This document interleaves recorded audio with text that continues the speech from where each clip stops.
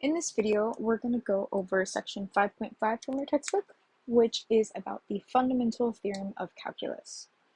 So in the last video, we saw the definite integral, and in several videos ago, we've seen the indefinite integral. And so what we're going to do in this section is make a connection between these two integrals, and this connection is going to be made by the fundamental theorem of calculus.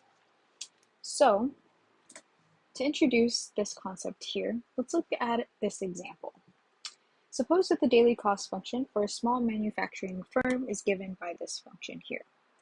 We know that the marginal cost of this guy is just going to be the derivative of it, so it's going to be 180, and this will be in dollars per unit. So if we're asked what the change in cost as production is increased from 5 units to 10 units, we know that change is going to be the cost function evaluated at 10 units minus the cost function evaluated at 5 units. Now when doing this, we'll get 180 times 10 minus 5, which is going to be $900. However, notice that this value here, 180 times 10 minus 5, is equal to the area between the graph of our derivative of our cost function and the x-axis from x is equal to 5 to x is equal to 10. So looking at this figure here on the right, this is our function here, our derivative of our cost function, and the area between our x-axis, that function, and x is equal to 5 and x is equal to 10 is just this rectangle here. And we know that the area of this rectangle is going to be the base times the height. The base of this guy is 5 units, it's going to be 10 minus 5, and the height of this guy is going to be our function value at this point. And we know that's going to be 180, since we just have this derivative here is given by 180, so we have that horizontal line here. So we'll say that the difference between our cost functions evaluated at this value and this value is going to be equal to the definite integral of 180 with lower limit 5 and upper limit 10. So in other words, the change in cost from 5 to 10 units is equal to the area between our marginal cost function and the x-axis from 5 to 10. Alright, so this brings us to the fundamental theorem of calculus. So if f is a continuous function on some interval a to b, and capital F is any antiderivative of f, then the definite integral of our function, a to b, is going to be equal to the difference between our antiderivatives evaluated at the endpoints of our interval. So, by this theorem, we can evaluate this definite integral whenever we can find an antiderivative, capital F, of our function. So what we do is we calculate the difference between our antiderivatives evaluated at the endpoints of our intervals. Okay. Now notice if g of x is going to be another antiderivative of our function, then that means g of x is going to be equal to the antiderivative that we found, plus some constant c. Remember from several videos ago, if we have two antiderivatives, they only vary by some factor or some constant c. So this tells us that g evaluated at our endpoint b minus g evaluated at our endpoint a is going to be our f of b value plus this constant c, this variation constant, minus our f of a value plus another constant c. Right? So g of b is equal to f of b plus c, and g of a is equal to f of a plus c. Now if we take this difference here, we'll get f of b minus f of a plus c minus c here. So these c's cancel. So pretty much what we're saying, any antiderivative of our function can be used in the fundamental theorem. And what we'll do is we'll choose the simplest antiderivative, and we'll do so by letting this constant be equal to 0. Okay? And this is because, as we just saw in this example here, any other value of c will drop out in this difference here. Alright, so now let's look at an example. We want to evaluate this definite integral here. So the first thing that we're going to do is we're going to find our antiderivative. So capital F of x. So we know the antiderivative is given by the indefinite interval of our function here.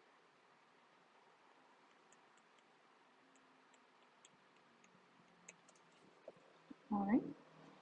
Then we know by our properties of our indefinite intervals, we can split this guy up like this.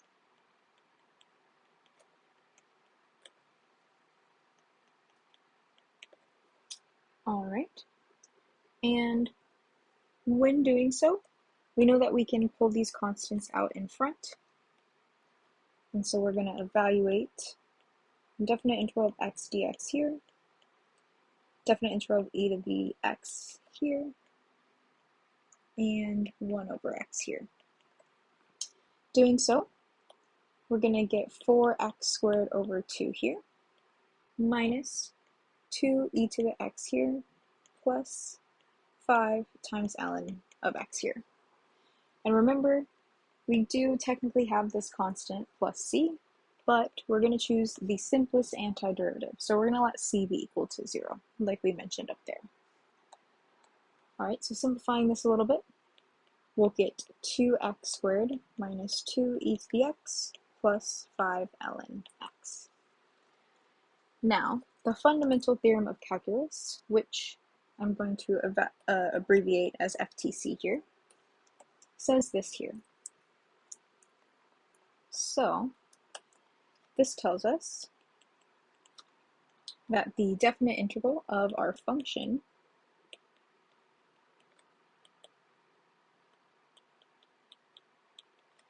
from 1 to 3 here is equal to the difference between our antiderivatives that we found evaluated at those endpoints. So what we'll do is we'll plug in 3 into this guy and subtract plugging in 1 into this guy. So we'll have, we might need a little more room, we'll have 2 times 3 squared minus 2 times e cubed plus 5 times ln of 3 minus, now we'll plug in 1 into our antiderivative here.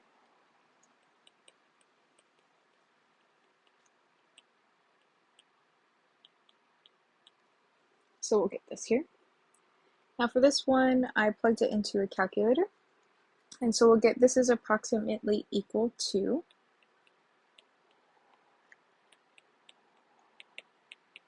this here, negative 16.68, and then we'll add this value here, because when we subtract a negative, we add it. And so we'll get that this is approximately equal to 13.24 here. So, as we just saw, the evaluation of a definite integral is going to be a two-step process. First, we want to find the antiderivative, then find the change in that antiderivative. And if substitution techniques are required to find this antiderivative, there are going to be two different ways to proceed. So these substitution techniques is use substitution that we saw several videos ago. And so what we'll do in this next example is look at both of these methods. So these methods are described in example 3 in the textbook. You guys can go ahead and take a look at that. I just wanted to give you another example to look at, but we will go through both of these methods here. So the first one, what we're going to do is use substitution in an indefinite integral to find our antiderivative. So we're going to take our indefinite integral here, and we're going to do so by using u substitution. So over here, I'll write, we're going to let u be equal to 2x plus 4. And this tells us that du over dx is going to be equal to 2. So then du is equal to 2 dx. Right? But we don't have a 2 dx here. So then what we'll do is solve for dx. So we'll get du over 2 is equal to dx. And that's what we can plug into our indefinite integral. So what I mean is, we're looking at the indefinite interval of 1 over u now, since 2x plus 4 is equal to u. And then dx is equal to du over 2, or 1/2 times du. Then we know that we can bring a constant into the front outside of our indefinite interval. So we have this here. And we know that the antiderivative of 1 over u is ln u plus c. Then what we'll do is we'll plug in our value for u back into our what we got here for our antiderivative, and u is equal to 2x plus 4. And again, we want to let c be equal to 0 here because we're looking at the simplest antiderivative. So this guy is our antiderivative, capital F of x here. All right, and using our fundamental theorem of calculus, we know that the definite integral of our function is going to be equal to the difference between our antiderivatives evaluated at our endpoints here. And so we're going to introduce some new notation here. We can write this as the antiderivative that we got, and we'll use this evaluation bar. And this means our antiderivative is going to be evaluated at 1 and 0. So this becomes 1/2 times ln of 2 times 1 plus 4 minus 1/2 ln 2 times 0 plus 4. All right, so we're doing the same thing here. We're just now using this evaluation bar. So evaluating these guys, we'll get 1/2 ln of 6 minus 1/2 ln of 4. And so this is approximately equal to 0.203. All right, so to recap, when substitution is involved, the first thing we can do is use u substitution to find our antiderivative. Then we can plug in our value for u back into our antiderivative here, and then evaluate the definite integral using the fundamental theorem of calculus. For the second method here, what we can do is substitute directly into the definite integral, changing both the variable of integration and the limits of integration. So what I mean is, we still have our definite integral, which is given by this guy here, and our limits of integration are 0 and 1. And we said from the last example that u is going to be 2x plus 4. And so, if u is equal to 2x plus 4, when x is equal to 1 here, this tells us that u is equal to 2 times 1 plus 4, which is equal to 6. Similarly, if x is equal to 0 here, then u is going to be equal to 2 times 0 plus 4, which is equal to 4. So in this case, what we can do is, we also know that 1/2 du is going to be equal to dx from method 1 above. So in this case, what we'll do is rewrite this in terms of u. So we have this 1/2 out in front, and we're taking the definite integral of this guy, but now our bounds are changing. So now our lower limit of integration is going to be 4, and our upper is going to be 6. So this is our new definite integral. And when we do it in this way, we don't then have to substitute x back in for our u or anything here, because we've changed our variable of integration and the limits of integration. So now everything is in terms of u. So we know that this is going to be 1/2 ln of u plus some constant c, but we're going to let that be equal to 0. And using the same notation, we're going to evaluate this at 6 and 4. So this is going to be the difference between this guy evaluated at 6 and 4. And if you notice, that's exactly what we got up here in method 1. So we know this is going to be equal to, or approximately equal to, 0.203. So both methods are completely valid. It's just up to you what you'd like to do. Some problems might ask you to do it this way or to do it the other way, and in that case you would just follow those directions. Alright, so now we're going to look at this word problem here.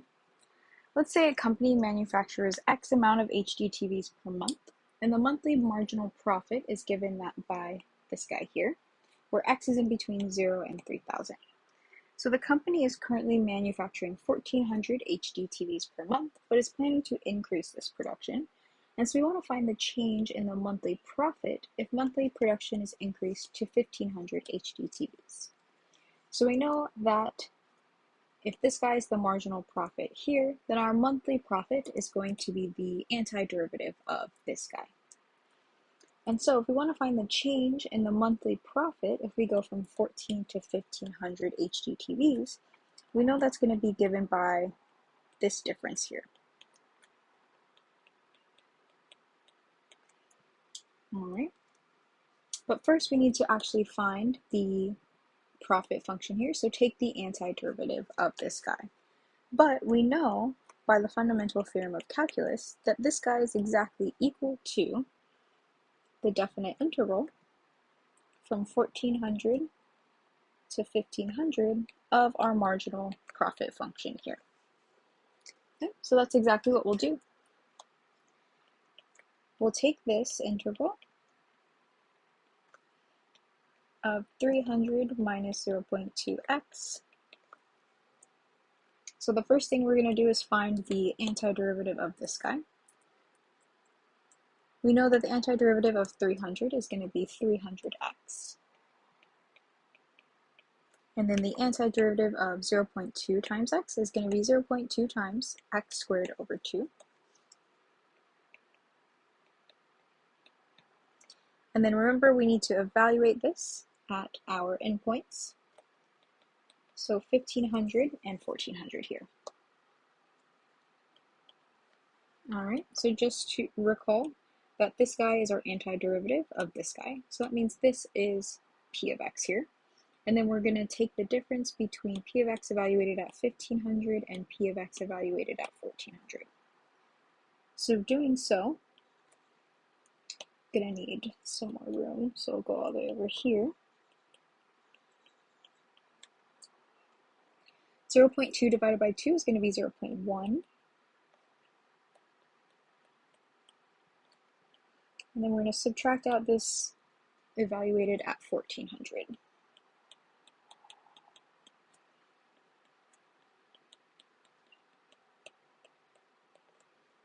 All right. So here on this side, we're going to get this here, 225 minus 224,000 on this side. And so we get 1,000. So this tells us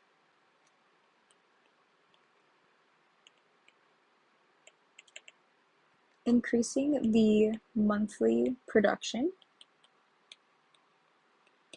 of these HD TVs from 1,400 to 1,500 units will increase our monthly profit by $1,000.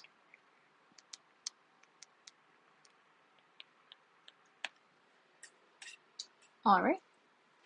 So the next thing we're going to look at is the average value of a continuous function f over some interval here. So that is given by this here. And so what we'll do is illustrate this with an example. So if we're told to find the average value of this function over this interval, we'll use this guy here. So in this case, our b is 3, our a is -2, and our f of x is this g of t here. So plugging all of that information in, we get 1 over 3 minus -2. We have our definite integral with -2 and 3 as our limits. And then our function is 6t squared minus 2t. All right. So 1 over 3 minus negative 2 is going to be 1 over 5. Then we'll take the antiderivative of this guy. So for 6t squared, that'll be 6t cubed over 3. And then for minus 2t here, that'll be 2t squared over 2. And we're evaluating this at our limits, negative 2 and 3 here. Alright, so simplifying this a little bit before we evaluate, we have 2t cubed and t squared here. Alright, so plugging in our limits of integration here, we'll have 2 times 3 cubed minus 3 squared minus 2 times negative 2 cubed minus negative 2 squared. Right, and then we're multiplying this whole thing by 1 over 5. Alright. So this 1 over 5 still stays on the outside, while we get 45 minus negative 20 here. Okay, so 45 minus negative 20 is going to be 65. So we end up with 65 divided by 5, which is 13. All right, and then the last example we're going to look at is this one here, another word problem. So suppose that the supply equation is given by this guy here. We want to find the average price in dollars over this supply interval, 20 to 30. So we're going to do the same thing. Our average price is going to be given by this guy here.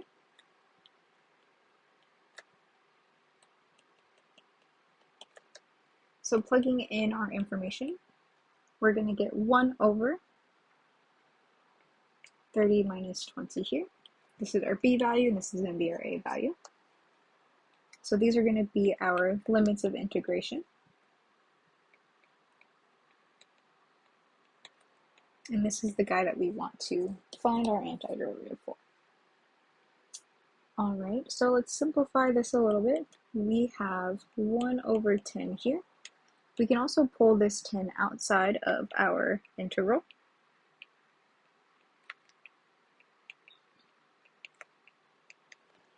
So these guys will cancel. And then what we want to do here, since we have a composition of functions, is we're going to do u substitution. So I'll do that over here. We're going to let u be equal to our inside function, 0.05x. This tells us that du over dx is going to be 0.05. And therefore, du over 0.05 is going to be equal to dx. Alright, and then notice this is 1 over 0.05 times du, and 1 over 0.05 is equal to 20. So this is actually 20 du is going to be equal to dx. Alright, so with this information, we also need to then pick a method for evaluating this integral using our substitutions. So remember, we can either evaluate this and plug u back in, or we can change our limits of integration here. And so I'm going to go with the latter. So if u is equal to 0.05x, then when x is equal to 30, u is going to be equal to 0.05 times 30, which is equal to 1.5. Similarly, if x is equal to 20, then u is going to be equal to 1. So we're going to rewrite our definite integral with this information. Our lower bound is going to be 1, and our upper bound is 1.5. Then we have e to the u, and then remember dx is equal to 20 du. So 20 du. All right, so what we'll do is we'll pull this 20 out in front.